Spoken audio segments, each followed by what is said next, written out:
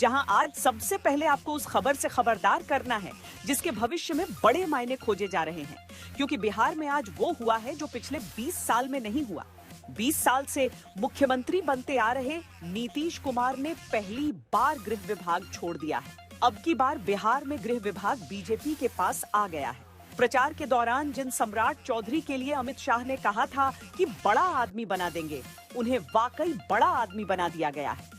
Deputy CM सम्राट चौधरी को गृह विभाग की जिम्मेदारी मिली है। अब सवाल है कि जिस तरह महाराष्ट्र में सीएम रहे शिंदे को डिप्टी सीएम बनाकर एक मॉडल दिया गया, क्या उसी तरह बिहार में बीजेपी ने नया मॉडल अब दे दिया है, जहां मुख्यमंत्री नीतीश कुमार के ही पास गृह विभाग नहीं रहेगा।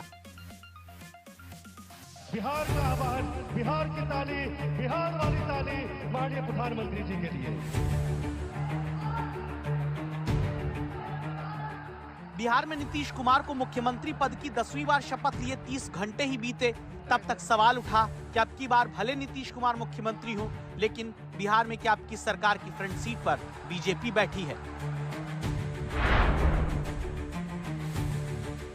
सवाल इसलिए क्योंकि 20 साल में पहली बार है कि नीतीश कुमार मुख्यमंत्री हैं, लेकिन उनके पास अब की गृह विभाग नहीं है। अब की बार नीतीश कुमार की जगह बिहार का गृह विभाग डिप्टी सीएम सम्राट चौधरी के पास आ गया है। बिहार के इसी विभाग बंटवारे ने इस सवाल को मजबूत कर दिया, क्या ये बिहार में सरकार के भीतर फ्रंट सीट पर बीजेपी की होने की मुहर है, जहां सरकार चलाने की ड्राइविंग सीट बीजेपी से डिप्टी सीएम सम्राट चौधरी के पास आ गई, जबकि बगल में जरूर अब नीतीश कुमार बतौर मुख्यमंत्री बैठे हैं। इस सवाल को समझिए क्यों। क्योंकि अब बिहार में कानून व्यवस्था की पूरी कमान नीतीश कुमार नहीं बल्कि सम्राट चौधरी के पास होगी। पूरा पुलिस विभाग यानी DGP, ADG, IG, SP, DSP सीधे सम्राट चौधरी को रिपोर्ट करेंगे। हिंसा, दंगे, बड़े अपराध, भीड़ नियंत्रण, महत्वपूर्ण बड़ी गिरफ्तारियों में अंतिम निर्णय सम्राट चौधरी का होगा। एसपी, डीआईजी, आईजी जैसे पदों पर किसको कहां रखना है, किसको हटाना है, फैसला सम्राट चौधरी करेंगे। मतलब राजनीतिक और प्रशासनिक प्रभाव के लिए सबसे ज्यादा महत्वपूर्ण प्रभाव वाला फैसला सम्राट चौधरी के पास होगा। किस नेता या अधिकारी को कितनी सुरक्षा मिलेगी, ये फैसला भी अब नीतीश नहीं सम्राट चौधरी करेंगे।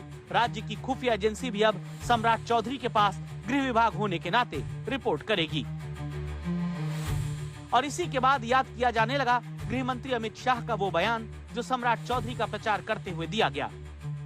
सम्राट जी को प्रचंड बहुमत से जिताइए, मोदी जी सम्राट जी को बड़ा आदमी बनाएंगे, बड़ा। जो कहा वही हुआ। डिप्टी सीएम सम्राट चौधरी को अब की गृह विभाग देकर समझिए ऐसा प्रमोशन मिल गया, जिससे साफ है कि जिस सुशासन वाली सरकार को अब तक आगे बढ़कर लीड नीतीश कुमार करते रहे, वहां अब सम्राट चौधरी को अहम जिम्मा मिला। क्यों का जवाब फिर समझिए। घुसपैठ का मुद्दा जो बीजेपी ने प्रमुखता से उठाया, उसको अब गृह विभाग होने के नाते सम्राट चौधरी ही मुकाबला करेंगे। लेकिन जैसे ही खबर आई, दूसरे सवाल उठने लगे। सवाल है कि जिस तरह महाराष्ट्र में एकनाथ शिंदे को मुख्यमंत्री से डिप्टी सीएम बना दिया गया, वैसा न करके क्या बिहार में अब की नीतीश को ही मुख्यमंत्री बनाकर भी गृह विभाग बीजेपी के पास रखने से ये नया मॉडल आया है, जहां दूसरी बार से लेकर अब तक के नीतीश कुमार के सीएम कार्यकाल में विभाग पर गौर करें तो गृह विभाग ही इकलौता है जो पहली बार नीतीश के पास अब की नहीं है। बाकी मंत्रिमंडल सचिवालय के अलावा सामान्य प्रशासन, निगरानी और निर्वाचन विभाग अब भी नीतीश कुमार के ही पास है। इसके अलावा वो विभाग भी नीतीश कुमार के पास रहेंगे जो किसी को आवंटित नहीं किए गए, लेकिन सबसे मजबूत गृह विभाग मुख्यमंत्री ने अब की बार छोड़ दिया है।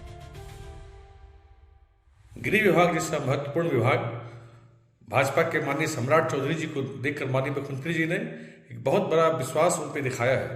निश्चित रूप से यह विश्वास जो पिछले टर्म में माननीय मुख्यमंत्री नीतीश कुमार जी और माननीय डिप्टी सीएम सम्राट चौधरी जी ने एक साथ मिलकर कदम डालकर बिहार का विकास किया, यह उसी समन्वय का परिणाम है। भारतीय जनता पार्टी जिस तरह का चक्रव्यूह रच रही थी, जिस तरह का व्यू रचा था और जिस तरह से भूंजा पार्टी को माध्यम बनाया था, उसमें वो सफल हो गए। हम लोग पहले ही से कह रहे थे कि सिर्फ और सिर्फ नीतीश कुमार इस बार चेहरा रहेंगे और सारा खेल भारतीय जनता पार्टी उनके चेहरे को सामने रख करके खेलने का कार्य करेगी। अब इस सियासी बहस में सवाल जवाब आगे और चलते रहेंगे। जहां जेडीयू के पास वित्त विभाग जरूर है, लेकिन दावा यह भी कि दूसरे कई बड़े विभाग बीजेपी के पास गए हैं। तो क्या ये कहा जाए कि बिहार में सुशासन मॉडल की नई कमान सम्राट चौधरी के पास है? इस फैसले से बिहार में क्या क्या नया होगा, इसे हम अपने सहयोगी शशि भूषण से समझते हैं। बिहार में एनडीए सरकार के गठन के बाद अब कैबिनेट के मंत्रियों के बीच विभागों का बंटवारा हो गया है, लेकिन सबसे चौंकाने वाला जो फैसला है वो ये कि सम्राट चौधरी अब बिहार के गृह मंत्री बन गए हैं। अब तक नीतीश कुमार ही गृह विभाग को संभालते रहे। पिछले 2 दशक में बिहार में सत्ता नीतीश कुमार किसी के साथ बैठकर बनाते रहे हों, लेकिन गृह विभाग उन्होंने कभी नहीं छोड़ा। यह पहली दफे है कि भारतीय जनता पार्टी के पास बिहार में गृह विभाग होगा। सम्राट चौधरी का कद अब मंत्रिमंडल में न केवल बड़ा हुआ है, बल्कि यह माना जा रहा है कि बीजेपी अब धीरे धीरे ड्राइविंग सीट की तरफ बढ़ रही है। इतना ही नहीं, जेडीयू के जिन मंत्रियों को शपथ दिलाई गई उनकी संख्या भी बीजेपी के कोटे के मंत्रियों से कम है। बीजेपी इस बार सरकार के अंदर अपना रुतबा बढ़ाती दिख रही है। नीतीश कुमार पिछले 20 वर्षों में सबसे कम विभागों के साथ इस बार मुख्यमंत्री बने हैं। नीतीश कुमार ने अपने पास मंत्रिमंडल सचिवालय के अलावा सामान्य प्रशासन विभाग और निर्वाचन के साथ साथ निगरानी विभाग रखा है।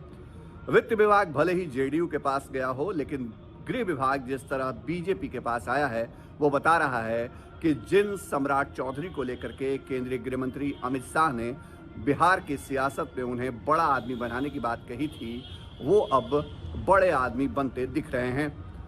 बिहार में सरकार की बागडोर भले ही नीतीश कुमार के हाथों में हो, लेकिन बिहार बीजेपी ने सम्राट को अब बड़ा आदमी बना दिया है।